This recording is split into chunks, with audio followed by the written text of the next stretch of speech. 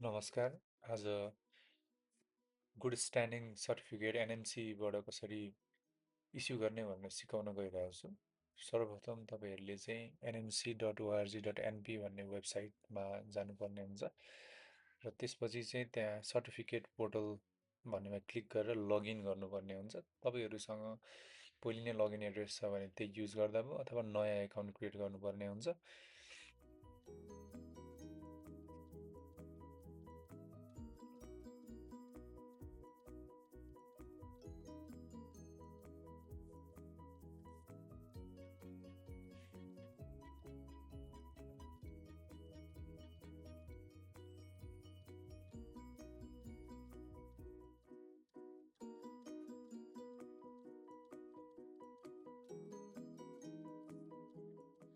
तपाईँले login गर्नुभएपछि left side प्यानलमा सबसे तल गुड स्ट्यान्डिङ भन्नेमा क्लिक गर्नुहोला र त्यसपछि चाहिँ फर्म फिलअप गर्ने आउँछ। त्यसमा आफ्नो बेसिक एन्ड रजिस्ट्रेसन इन्फर्मेसनमा सबै फिल गर्नुहोस्।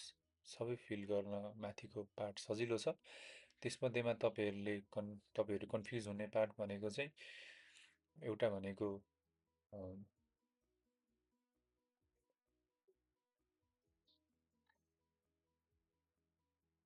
रिक्वेस्ट फर एप्लाइड इन्स्टिट्युसन फुल नेममा चाहिँ तपाईँले इसिएफएमजी भनेर फुल फर्ममा लेख्नुपर्ने हुन्छ र एप्लाइड इन्स्टिट्युसनल इमेलमा चाहिँ त्यहाँ देखाए जस्तै लाइसेन्सर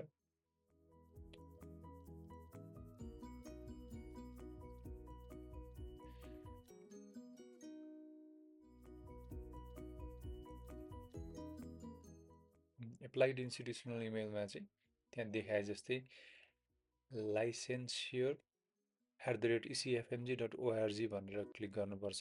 तपाईँ करेन्टली काम गरिराख्नु भएको छ भने तपाईँले आफ्नो ठाउँको नाम लेख्नुहोस् र त्यहाँ कहिलेदेखि जोइन गर्नुभयो त्यो लेख्नुहोस्। यदि छैन भने नन लेख्दा पनि हुन्छ र नन लेखेपछि यता डेटमा चाहिँ अहिले यहाँ फिल गरेको छैन। लास्टमा चाहिँ मैले काम नगरेको कारणले मैले डेट लेखिनँ।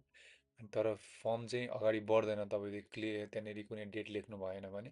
त्यो सिम्पली तपाईँले साइडमा फर्मको त्यो बक्स जस्तोमा डेटको बक्स जस्तोमा क्लिक गर्ने बित्तिकै चाहिँ आफै अटोमेटिक एउटा डेट आउँछ, त्यसलाई नै राख्नु होला। त्यसपछि रजिस्ट्रेसन डेट्समा तपाईँले आफ्नो एनएमसीको रजिस्ट्रेसनहरू भर्नुहुन्छ। त्यसपछि अन्डर ग्रेजुएट इन्फर्मेसन भर्नलाई पनि समस्या हुँदैन।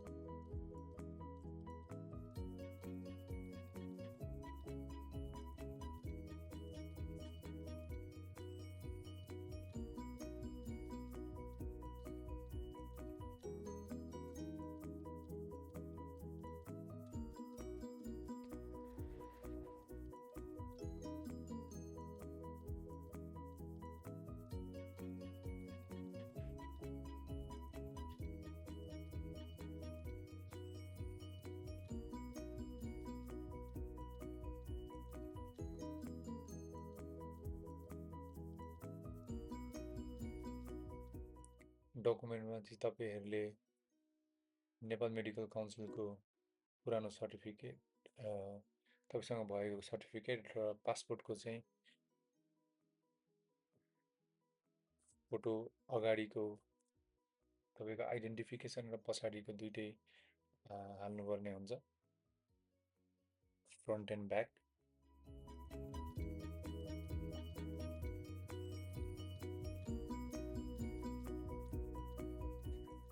यति गरिसकेपछि तपाईँले अब पेमेन्ट गर्नुपर्ने हुन्छ। तपाईँले 1000 रुपियाँ लाग्छ यो गुड स्ट्यान्डिङ सर्टिफिकेट लिनको लागि। अनलाइन पेमेन्ट गरिसक्नु भएपछि तपाईँले चाहिँ एक्नलेज गर्नुपर्ने हुन्छ, यतिमा सकिँदैन।